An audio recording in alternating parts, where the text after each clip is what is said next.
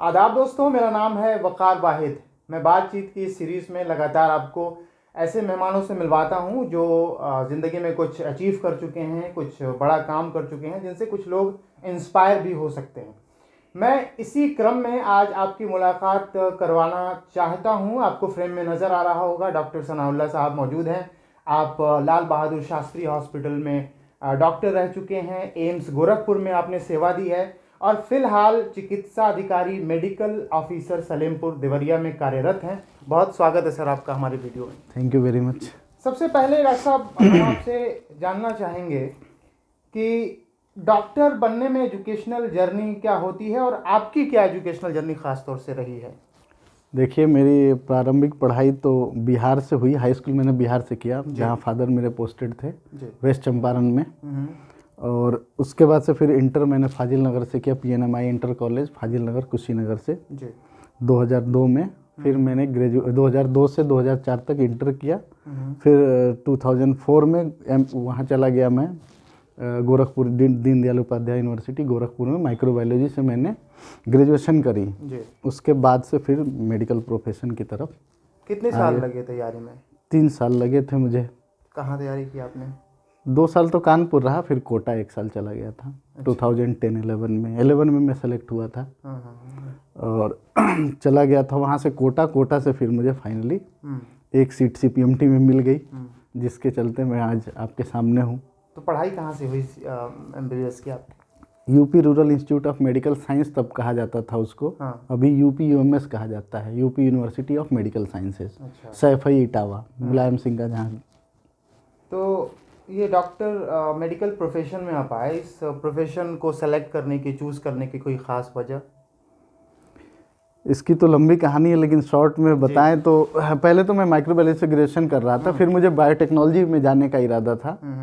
और इसके पीछे कहानी ये है कि मैं BRD मेडिकल कॉलेज जाया करता था बचपन से ही। बहुत बड़े अब्बू थे वहाँ पे, तो जाते रहते थे अम्मी को दिखाने, फादर को दिखाने। तो एप्रन पहन के डॉक्टर जब आते थे, मम्मी कहती थी हमारा बेटा अभी डॉक्टर होता कोई। तो स्टिमुलेशन वहाँ से मिल गया। फिर मैंने दिमाग में बैठाया कि नहीं, ठीक है, साइंस का स्टूडेंट हूँ तो मुझे ट्राई करना चाहिए। और लगाव भी था डॉक्टरी प्रोफेशन से। बचपन से ही लगता था कि मैं एज ए डॉक्टर ही हूँ, मुझे अंदर से फीलिंग आती थी। तो जिसके चलते मैंने तैयारी स्टार्ट करी और अल्लाह ताला ने और लोगों की दुआओं से मैं आज इस मुकाम तक पहुँचा। ये शानदार है। और चूँकि ये हमारा ये जो आज का सीरीज़ है, ये बड़ा ख़ास इस वजह से भी है। मैं अपने दोस्तों को भी बता देना चाहता हूँ कि अब तक हमारी बातचीत किसी ऐसे शख्सियत से नहीं हुई थी जो हेल्दी लाइफ स्टाइल के बारे में बताए। और चूँकि आप प्रोफेशन से डॉक्टर हैं, तो हमारे दोस्त भी जानना चाहेंगे, हम खुद भी जानना चाहेंगे कि हेल्दी लाइफ स्टाइल क्या होती है, कैसे इंसान स्वस्थ जीवन गुजार सकता है। जी बिल्कुल, ये तो हज़ारों वीडियोस लोगों ने बनाए। हेल्दी लाइफ स्टाइल कैसे रह सकते हैं, क्या कर सकते हैं, उसके लिए लोग एक्सरसाइज बताते हैं, बहुत सारी चीज़ें बताते हैं। आपको बहुत सारी चीज़ें मिल जाएंगी किताबों में लिखी हुई, यूट्यूब के प्लेटफॉर्म पे, बहुत जगह बहुत सारी चीज़ें। लेकिन मैंने जहाँ तक अभी तक जो तजुर्बा किया है, आजकल के सिनेरियो में क्या है कि आपको देखिए, सीडेंट्री लाइफ स्टाइल है। आपको सीडेंट्री लाइफ स्टाइल में क्या करना है कि लो कैलोरी डाइट लेना है। आपको जितना ज़रूरत नहीं है उतना डाइट मत लीजिए। यही एक चीज़ है जो कि शुगर, हाइपरटेंशन, कार्डियक डिजीज़, जो भी CADs होती हैं, स्ट्रोक्स आते हैं, ये सारी चीज़ें क्या है कि ये सब लाइफ स्टाइल रिलेटेड ही बीमारियाँ, यही ज़्यादा लोगों में स्ट्रोक्स आ रहे हैं, हार्ट अटैक हो जा रहा है। तो ये सब एक तरह से देखा जाए तो लाइफ स्टाइल से ही रेगुलेटेड बीमारियां हैं। और लाइफ स्टाइल पहले क्या था कि आपको शुद्ध चीज़ें, वाइल्ड चीज़ें मिलती थी जो कि नेचुरल होती थी। अभी क्या खा रहे हैं आपको पता ही नहीं है, और बहुत ज़्यादा खा रहे हैं। चाहे कोई शादी हो, चाहे कुछ भी हो, लोगों को खाने पे कंट्रोल नहीं है। मुझे ये सबसे बेसिक चीज़ रहती है कि खाने पे कंट्रोल किया जाए, और जो भी डेली वर्क करते हैं उसी में आप उसके अकॉर्डिंग ही खाना खाइए। अगर आप काम नहीं करते, ज़्यादा खाना मत खाइए। खा के खाली सीडेंट्री लाइफ स्टाइल नहीं अपनाना है। अगर आपके पास फिजिकल वर्क है, जितनी डाइट है उतना लीजिए, या फिर एक्सरसाइज का सहारा ले सकते हैं, योगा का सहारा ले सकते हैं। ठीक, सुबह उठिए। ज़्यादा सबसे सेहत, पहले के लोग भी बहुत छोटी छोटी मोटी मोटी बातें करते थे, लेकिन बहुत मायने रखती हैं कि सुबह उठना। This is very good for your entire health, any kind of. अच्छा, हेल्दी फूड क्या क्या है? नॉर्मल आदमी जो गांव देहात से ताल्लुक़ रखता है, वो क्या चीज़ें कंज्यूम कर सकता है? खाने में जितनी चीज़ें शामिल कर सकें, स्पेशली लीफी वेजिटेबल्स हैं, सलाद हैं, ये सारी चीज़ें जो हेल्दी कंसीडर करी जाती हैं। और जंक फूड से बचें, बाहर के चाउमीन, बर्गर, तेल वगैरह ये जो छान करके देते हैं मार्केट में, उससे बचें। और घर पे सब्जियां बनाएं, ज़्यादातर उबाल के खाएं तो ज़्यादा बेहतर है। और जो भी आप खाने में ले सकते हैं, जैसे जो भी इजीली अवेलेबल हो, हर चीज़ किसको कितना मिल पा रहा है ये तो बहुत डिटरमाइन करता है कि बाकी वो चीज़ें क्या है, लेकिन जितनी सारी चीज़ें वो ले सकता है जिसमें कंप्लीट कार्बोहाइड्रेट्स भी हों, फैट्स भी हों, आपके विटामिन्स भी हों, ये सब चीज़ का ध्यान रखें। और इन सब चीज़ों को सम्मिलित करके ही खाना खाएं, मतलब एग्स भी हों, उसमें फिशेस भी हों, ज़्यादातर उन सब चीज़ों पे डिपेंड ना हो। जैसे मटन, एनिमल फैट्स ले रहे हैं बहुत ज़्यादा, हर खाने में शामिल है आपके, तो बहुत डिलीटेरियस होता है वो, बहुत ज़्यादा डिटेरियोरेटिंग होता है। तो वो चीज़ें हैं जी। और अभी मामला आपने भी देखा होगा, सामने आया, सबने देखा कि आजकल देखा जा रहा है कि बड़े यंग एज में लोग अचानक चलते चलते उनकी मौत हो जा रही है। क्या रीज़न है इसका मेडिकल साइंस के अकॉर्डिंग? मेडिकल साइंस के अकॉर्डिंग अगर आप, हाँ बहुत सारे केसेज हैं, फिल्मी एक्टर्स हैं और कितने लोग जाने माने हस्तियां, राजू श्रीवास्तव, ये सब बहुत शॉकिंग है ये सब चीज़ें। आज भी एक हम लोगों को मेडिकल प्रोफेशन में एक डॉक्टर साहब थे, उनका न्यूज़ आ रहा है। तो एक्चुअली क्या होता है ना कि जिम में वर्कआउट करते हैं जो बहुत इंथुसियास्टिकली करते हैं, तो हार्ट रेट मॉनिटरिंग नहीं करते हैं अपना। तो हार्ट रेट एक परमिसेबल लिमिट तक ही आप एक्सरसाइज में जा सकते हैं, उसके ऊपर जाएंगे तो ऑक्सीजन डिमांड बढ़ेगी, तो हार्ट कुछ भी कह सकता है, ऑक्सीजन का डिमांड बढ़ेगा तो हार्ट किधर भी जा सकता है, इरेगुलर बीट की तरफ जा सकता है, स्ट्रोक आ सकता है, अरेस्ट हो सकता है, ठीक है। तो ये सारी चीज़ें होती हैं, तो मैक्सिमम परमिसिबल लिमिट तक ही जाना चाहिए। वो होता है 220 माइनस एज। अच्छा, आप उतने हार्ट रेट तक जा सकते हैं, उसके ऊपर जाएंगे तो डेफिनेटली दिक्कत आएगी। तो ये अचानक से होता है। आजकल क्या है कि ये इसके और भी जेनेटिक कॉजेज भी होते हैं जो कि पता नहीं होता है किसी को। बहुत सारे जेनेटिक कॉज होते हैं, बहुत सारे आयन चैनल्स हार्ट में होते हैं जिनके उनके वजह से भी सडन कार्डियक अरेस्ट होता है।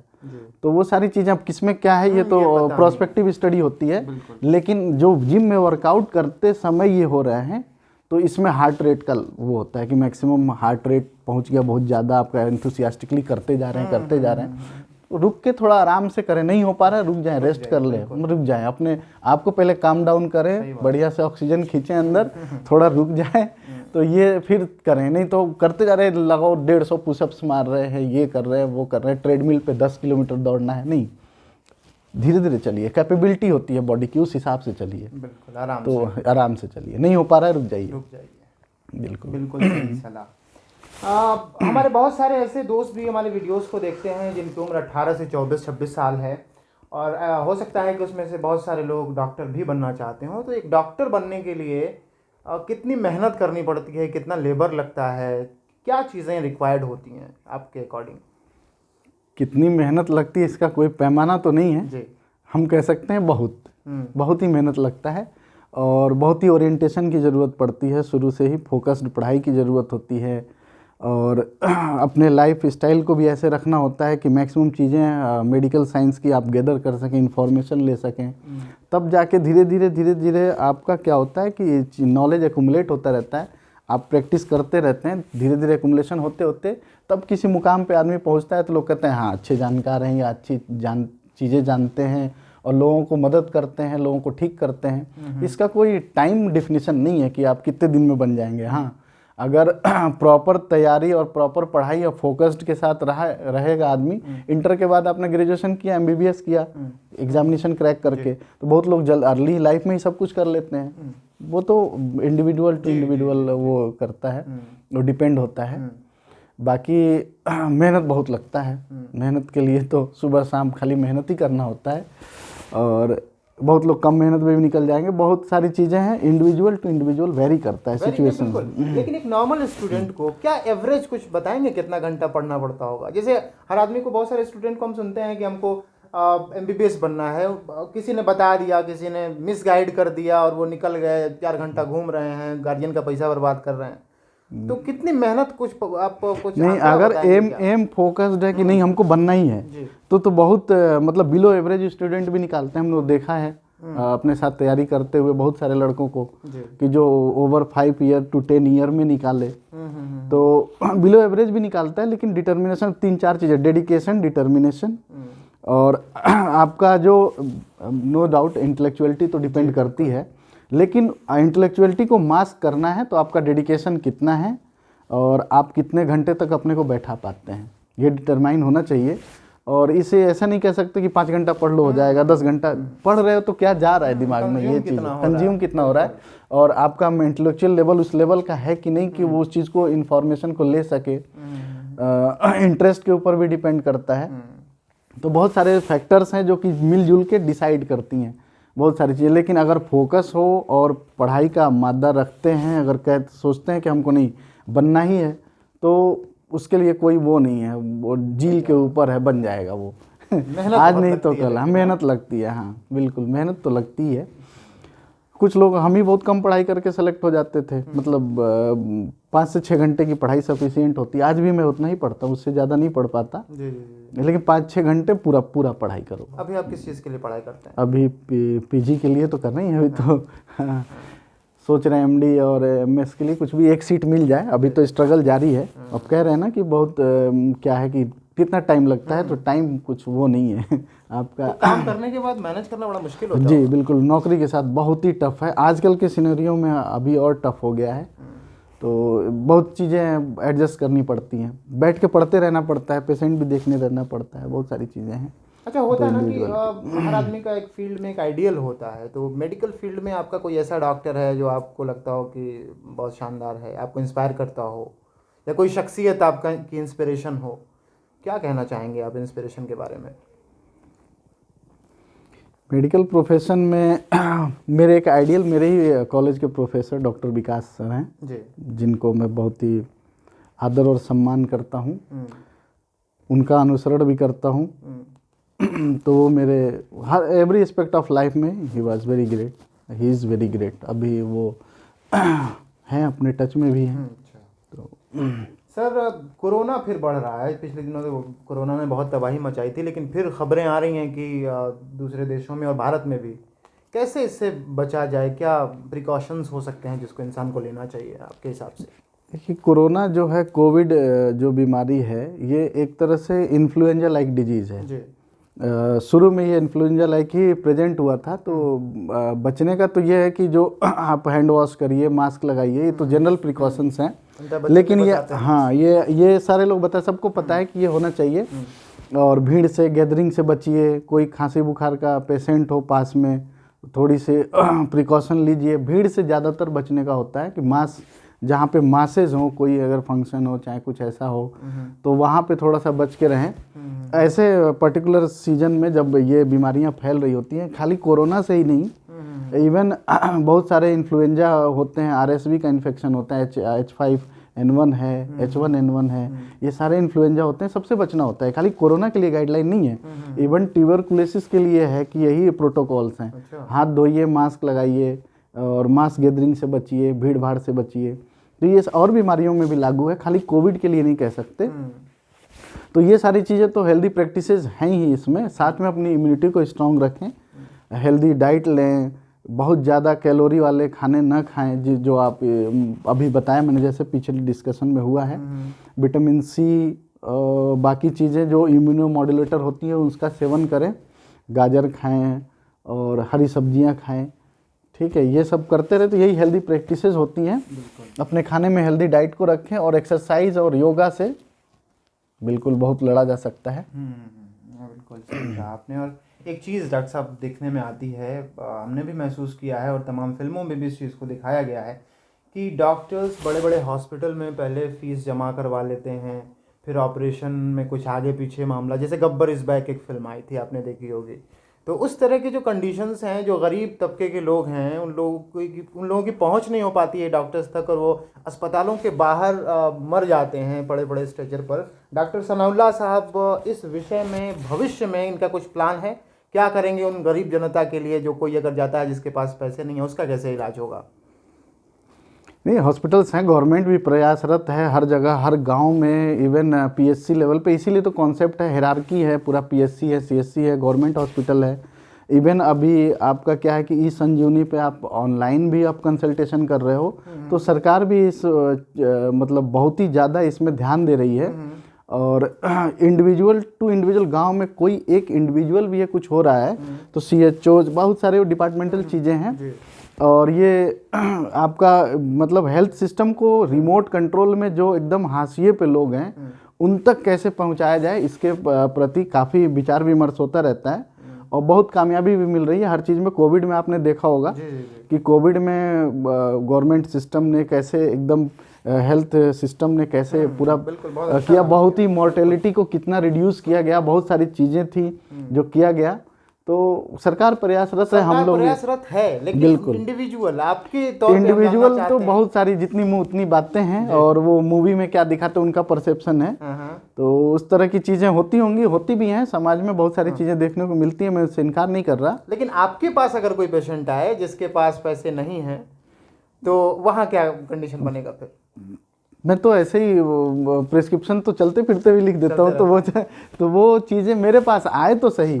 मतलब कोई आए तो ये बोले कि मुझे ये दिक्कत है, तकलीफ, जितना हो सकता है मैं करता भी हूँ और करता भी रहूँगा सोसाइटी के लिए।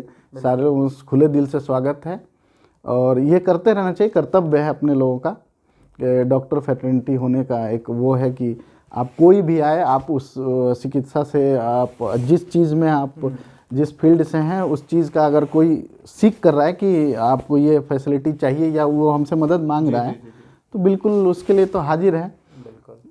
एक ही क्वेश्चन में बहुत सारा क्वेश्चन था आपका, तो कुछ चीज़ें निकल गई। कोई बात नहीं, तो फिर से वो महत्वपूर्ण यही था कि आप लगातार ऐसे लोगों की सहायता करते रहेंगे, ये बहुत कमाल की बात है। जी। आखिर में इस वीडियो के चलते चलते एक सवाल हमारा होता है सब लोगों से, आपसे भी है कि युवाओं को क्या संदेश देना चाहेंगे, सोसाइटी को क्या संदेश देना चाहेंगे आप? युवाओं का मेरा यही संदेश है कि व्यसनों से दूर रहें और रोज़ का खुद का सेल्फ एनालिसिस करें कि आज हमने किया क्या, 24 आवर का एनालिसिस करें और जिस भी फील्ड में हैं, जहाँ भी हैं, उसमें आगे बढ़ते रहने का कोशिश करें। और एक ही फील्ड नहीं होता, कोई एक पर्टिकुलर चॉइस नहीं होती, फोकस होता है, एक एम होता है, उसको ले करके चलें और एक अच्छा हेल्दी लाइफ जीने का कोशिश करें और व्यसनों से बिल्कुल दूर रहें। बिल्कुल मोबाइल कम देखें, सोशल मीडिया से ज़्यादा, यूट्यूब वीडियो हम लोगों का देख लें लेकिन बिल्कुल हमारा वीडियो जरूर देखना।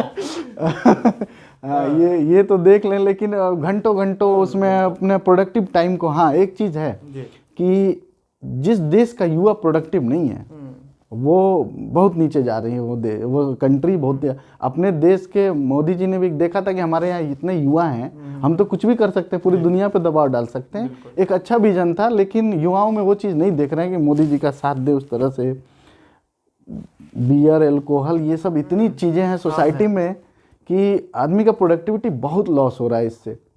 तो बचें, इन सब चीज़ों से थोड़ा बचें और अपने अपने काम को, अपने प्रोडक्टिविटी को सेल्फ एनालिसिस करें कि हमने किया क्या, हम क्या कर सकते हैं सोसाइटी के लिए, अपने फैमिली के लिए, अपने देश के लिए, अपने लोगों के लिए क्या कर सकते हैं। यही मेरा संदेश है युवाओं के लिए। बाकी बातें तो बहुत सारी चीज़ें हैं, अब किस फील्ड का मतलब कौन से स्ट्रीम में आप आसाम में, हाँ बिल्कुल यही चीज़ है। मेरा मोटा मोटी सबसे ज़्यादा दुखी इसी बात से होता हूँ कि लोग नशे के आदी हैं, प्रोडक्टिविटी लॉस जा रही है और पूरे कंट्री का नुकसान होता है उसमें, बहुत से पूरे कंट्री की प्रोडक्टिविटी लॉस होती है अगर एक युवा गलत राह पे है। और एक फैमिली तो है ही है, तो ये थोड़ा दिल दुखी होता है। इसलिए मैं एक सोशल मैसेज ये देना चाहता हूँ कि अपनी प्रोडक्टिविटी को एनालिसिस करें, गलत चीज़ों से दूर रहें, रोज़ का अपना आकलन करते रहें। बिल्कुल, आप लोगों को भी ध्यान देने की ज़रूरत है कि तबीयत खराब होगी तो डॉक्टर साहब के पास ही जाना पड़ेगा। डॉक्टर साहब उसका उपाय भी बता रहे हैं, इसका अनुसरण कीजिए। सर, आपने अपना कीमती समय दिया, आपका बहुत बहुत शुक्रिया। आप सब दोस्तों का भी बहुत बहुत शुक्रिया कि आप लगातार हमारे वीडियोस को देखते हैं और इस वीडियो को आपने देखा होगा, आप देखेंगे और ये वीडियो आपको कैसी लगी कमेंट बॉक्स में ज़रूर लिखिएगा। और डॉक्टर साहब ने जितनी चीज़ें बताई हैं उसका पालन करने की कोशिश कीजिए, हेल्दी लाइफ स्टाइल अपनाइए, ज़िंदगी में सफल होइए। खासतौर से ये वीडियो देखने के लिए आप सबका बहुत बहुत शुक्रिया। Thank you so much.